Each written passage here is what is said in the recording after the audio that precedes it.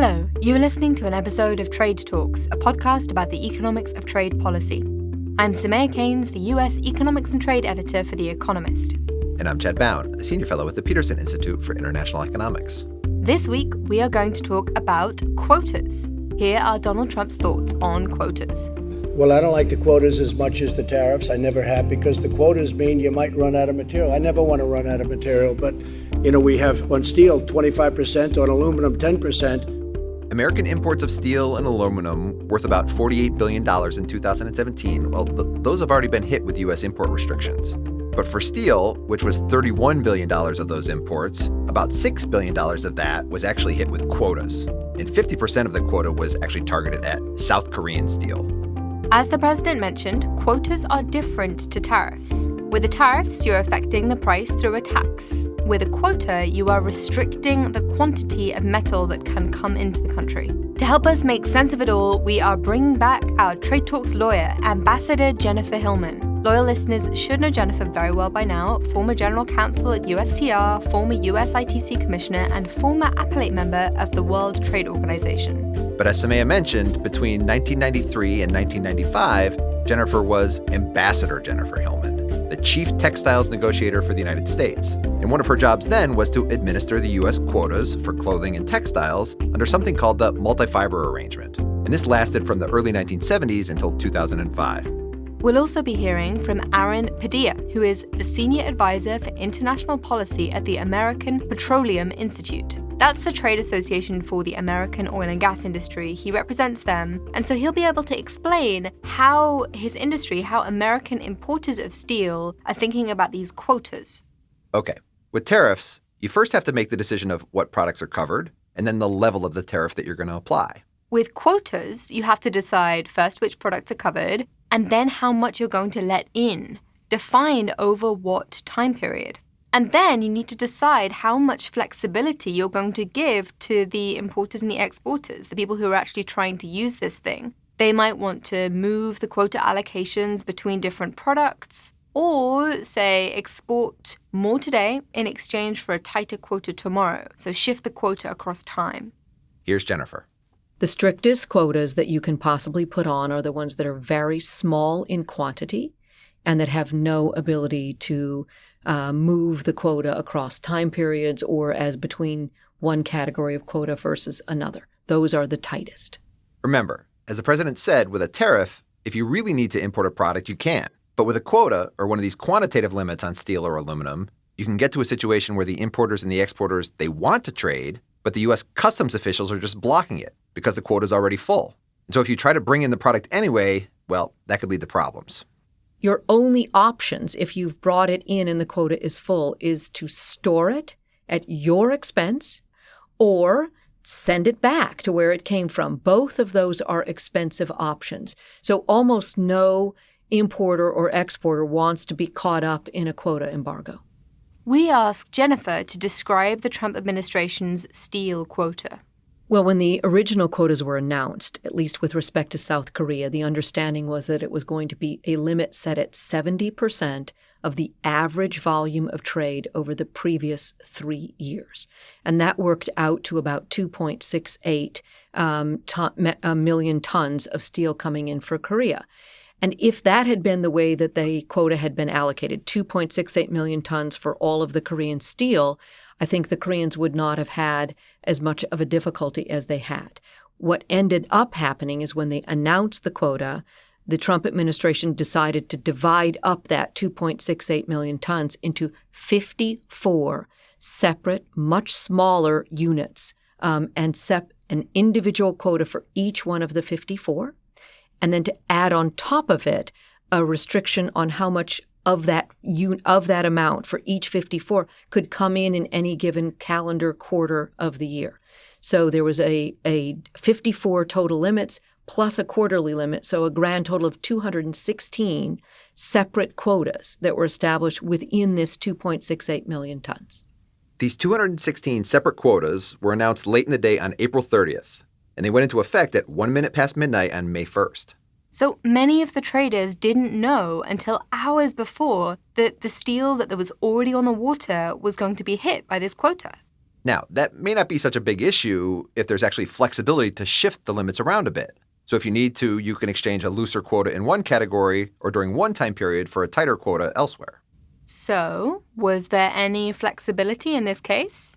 There was none at all. So there is no ability by any of the exporters in Korea or in Brazil or in Argentina to move any of the quota, what is referred to in quota terms as swing, to move the quota to swing it from one category into another category.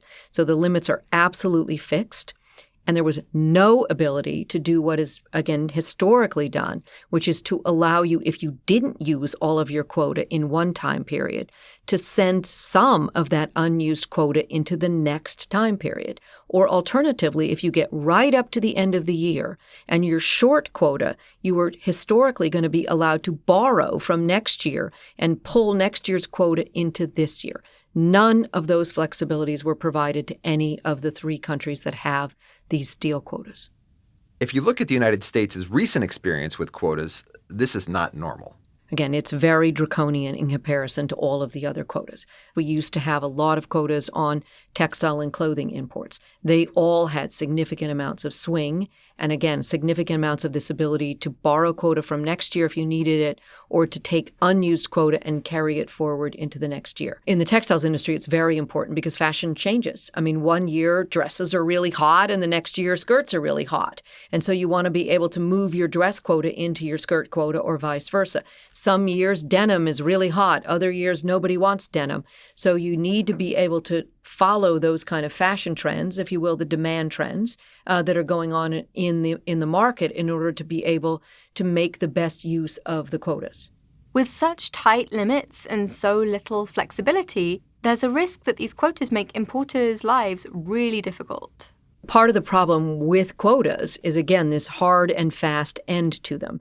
And they always create a tremendous amount of pressure for those that really need the goods. So again, if it's a critical piece that's going to go into something that is essential for a given company, they're going to push very, very hard to get the quota opened.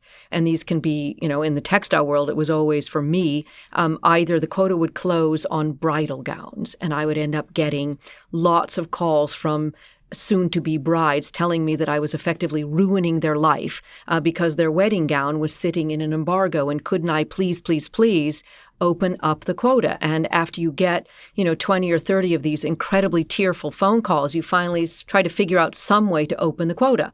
Or typically, the other one that would always embargo was youth sports teams. So here I am depriving the Little League team of fill-in-the-blank place from the ability to play in their big tournament that's coming up because all of their uniforms are sitting in an embargo. So you end up getting these calls from every parent, coach, and 8-year-old begging to please open up the quota. Now, I doubt in steel and aluminum that you're going to get that kind of a demand, but certainly there will be these individual products that a company desperately needs that is only made or their only known source, particularly if it's for a product that they have to qualify to go into their machinery. They need it, and they need it now, and they can't wait a quarter for the quota to open, and they certainly can't wait all the way until January 1st to be able to get access to this material. It's critical for their particular operation. And so there will be these constant pressures to open up. We asked Jennifer to come up with an example. Good example is what's going on when you need to build a major pipeline production, where all of a sudden you're going to have a much increased demand for oil country tubular goods, OCTG, and the line pipe and the drill pipe that goes along with that. So anybody would like to be able to move quota from some of the sheet products, the flat products, into these tubular products at a time in which there's a big demand to build pipeline. When there's fracking going on, when there's a new pipeline going in West Texas, as there is, those are the products that are more in demand at that moment in time. Here's Aaron Padilla to explain the concerns of the oil and gas industry. They're really big consumers of steel. In the oil and natural gas industry, sometimes you have surges of needs for products. This normally corresponds with major capital investments for new facilities that require steel. The examples of those can include pipelines or major new manufacturing facilities to process hydrocarbons, When you're implementing these projects, you have a very specific window of time when you need the product, and you need quite a lot of that product in a small window of time. So that's where the need to import it on a very tight time schedule and a surge of product within a very short window can occur. And we already see that in the case of the oil country tubular goods and pipe spools, that the quota is coming close to being filled on a quarterly basis, or in one case for pipes spools, the quota for the year was already filled by the time it was implemented by the United States because it was implemented mid-year. This inflexibility is going to be really frustrating for the exporters who are allowed to send lots of cheaper steel when what they really want to do is sell the more valuable bespoke stuff. Again, had the quota been very flexible with relatively broad categories, the Koreans could have made sure that they provided for the quota to mostly go to their producers of the higher end products, the oil country tubular goods and the line pipes and the drill pipes. They could have pushed a lot of the quota to those products and cut back on some of the lower value product. And at the end of the day, the Koreans as a value proposition wouldn't have been cut very severely. Their tonnage would have been cut, but their value of what steel they were sending could have remained relatively near what they had been sending. But by dividing it up in this very micro way, and by making sure that, in fact, the Koreans cannot allocate more than a limited amount to the high-value product, you are taking that away. And by dividing it up into all of these limits, there's simply no way that they will be fully utilized. A lot of them will go with a good 10, 20% of it will simply go unused. So the cut is actually much more dramatic than a 70% cut. Clearly, the Trump administration wants to impose very tight limits on these steel imports, mainly to stop companies from getting around them. The more flexibility you give to exporters or governments to essentially rejig the quota, the more scope there is for them to adjust to their own advantage. What happened in the 1980s when the Japanese faced quotas going into the American market is they said, okay, well, we can only export a certain number of cars to the US, so we are darn well going to export the really expensive ones because they're the most valuable ones. So now you might think that by setting these really precise, rigid limits by this quota, the Trump administration is trying to avoid this incentive to innovate that could be caused if you have a very loose quota that allows countries to essentially just pick the high-value products and export those. They clearly want the American producers to be the ones making that high-value-added stuff. On the US side, as these products come in, it's essentially first come, first served. And that's a nightmare because it introduces the risk that the product is sent in anticipation of it getting in under the quota, and then it turns out the quota is filled. There are a couple of different ways to potentially get around that risk. You could have the American government auction off the right to use the quota to sell these steel products into the U.S. market. And an economist would show you that by doing such an auction, you could actually have the government earn exactly as much revenue as the government would be getting if it had simply set a tariff on these steel products instead. Alternatively, you could have the South Korean government organize the allocation of the quota limits to these steel producers. And in that situation, it turns into the equivalent of what's known as a voluntary export restraint. Well, in the past, the way quotas have typically evolved is that the government on the foreign side, so say the South Korean government or the Brazilian government, will figure out a way to allocate the quota to its exporters so that they're all not trying to beat out each other in terms of getting their goods in first. And they will find a way to then allocate that quota as among their various producers, whether they auction it, whether they do a licensing system. But they will find a way, the government will find a way to make sure that each one of the various Korean producers that needs access in that product gets a fair share of whatever is the total amount of quota. Here's Aaron explaining some more about what's going on. The South Korean process is still evolving, as we understand, and it's not exactly apparent for U.S. consumers exactly how that's being administered on their side.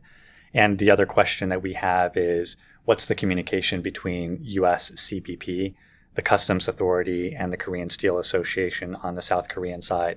There's a few things that can go wrong. One has to do with the timing of the way that a quota is administered and allocated. There's the potential for South Korea, for example, to authorize the export of steel to the United States that they have deemed to be within the quarterly or the annual quota. In the few weeks that it takes to cross the Pacific, it will come and land in the United States on another date. And at that moment, Customs and Border Protection, CBP, here in the United States will log entry and then check to see if it can fit under the quarterly or the annual quota. The time lag can be a problem in terms of allocating it under the same time period that the authorities in Korea and the authorities in the United States are deeming it to be landed in the U.S. This can take place over the course of 1 quarter to the next or 1 year to the next. The worry is that a U.S. company believes that a shipment of steel from the United States to the United States from Korea has been authorized by the South Koreans to fit under the quota. But then it arrives in the United States at a different period in time and under a different system of record keeping by CBP, and then is not allowable because maybe the quota has been filled or the calculation has been made in a different way by CBP on the United States end, which means that your only option is to wait for the quota to open again. You can turn the shipment around, you can store it under bonding here in the United States, or you can destroy it. Those are your 3 options, but you just have to wait until the quota opens again to take delivery of the material. Another problem is how the country of origin is classified for steel that's imported from somewhere else into the United States. The global steel industry and the global steel value chain usually involves more than 2 countries. And it is the case for some products that the U.S. oil and natural gas industry uses and imports from overseas that it originates in South Korea, which is subject to a quota with the United States, but then the steel may go to another country, Turkey or Mexico or Brazil. It may be manufactured in that location into another product, which is the final one that our industry needs and imports from Turkey or Brazil. The question is, how does that get classified? Is it an import from Turkey, or is it an import from Brazil, or is it an import from South Korea? This is a critical question because 2 of those countries are subject to a quota and the other one is not. And so we have questions as to how Customs and Border Protection will be administering the quota and what their view is in terms of how it should be classified in terms of the country of origin. The risk and the problem is that a U.S. oil and natural gas company may be expecting to import steel and have that steel be classified as an import from Turkey. But Customs and Border Protection may view the steel to have come from South Korea because the product originally came from South Korea and was manufactured into something else in Turkey. So they would deem it to be not allowable potentially under a quota that may already be filled. So the problem is that you, again, can't land and import and use the steel that you were expecting because you thought it was coming from a country that's not subject to the quota, and the authorities in the U.S. believe that it is coming and classify it as such. This sounds like a lot of hassle if you're a South Korean steel company. So I asked Jennifer, why bother going through all of this trouble to export your steel to the United States? That's easy. It's because the prices in the United States are higher than they are anywhere else in the world. And now with tariffs on everybody else in the world, the gap between the U.S. price and the rest of the world price for steel is getting wider and wider. And the U.S. prices are commanding a significant premium over everywhere else. So it is worth a lot to a Korean exporter to go through all of this hassle and take the risk about whether their goods are going to beat the quota or not because the prices in the U.S. are so much higher. We should obviously point out that these quotas are restricting the supply of steel into the American market and raising the price, and that is lovely for the people in the steel industry who want higher prices. But analysis from my colleagues here at the Peterson Institute shows that this is a really expensive way of saving what turns out to be a small number of jobs. When Gary Huffbauer and Eric Iwata analyzed a 1999 piece of legislation that would have imposed an American steel quota, their rough and ready calculation was that it would have cost American households about $800,000 for each job saved. Now, maybe for President Donald Trump and for the people in the steel industry affected, it's worth it. But that's a lot of money. And we should also mention that this week on Twitter, Danny Roderick took various people to task for claiming that tariffs would lower or increase total jobs, destroy or create jobs. His point was that often trade policy essentially reallocates jobs. The better way to think about it is probably that you may be trying to boost employment in one sector, but that leads to all sorts of unintended consequences throughout the rest of the economy. That's right. The $800,000 figure is basically what it costs to stop reallocating people to other sectors of the economy. In that case, to keep jobs in the steel sector. And that is all for Trade Talks. Huge thanks to Jennifer Hillman of Georgetown Law and Aaron Padilla of the American Petroleum Institute. Tell everyone you know about the podcast, tweet out links to your favorite episodes, tweet us nice things. I'm at Samaya Keynes. And I'm at Chad Bown. And we're on @trade__talks. That's not one but two underscores, @trade__talks. Because two kinds of protectionism are better than one. Give us another episode topic to talk about. What if we ever run out of episode topics? It's nice to... Please let us run out of episode topics. It's nice for us to not do a tariff episode. True, true.